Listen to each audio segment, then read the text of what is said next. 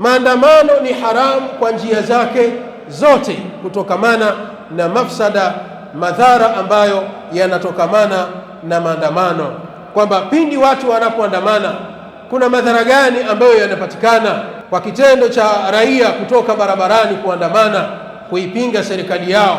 Yanapatikana mambo mengi katika madhara. Katika hayo, za'zatul amni ni jambo la kuyumbisha amani.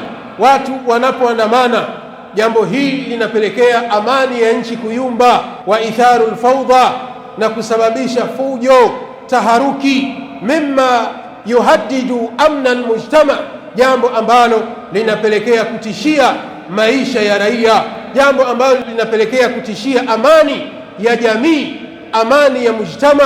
Na hili kila mmoja ni shahidi wa hilo, kwamba watu wanapoandamana, jambo hili linapelekea taharuki kubwa katika nchi, linapelekea taharuki na linapelekea katika kuvunja amani ambayo la shaka, hakuna shaka kwa mwenye akili ya kwamba ni jambo la lazima kulihifadhi, na kwamba ni katika mambo matano, mambo ya lazima kuyahifadhi katika maisha ya kila siku.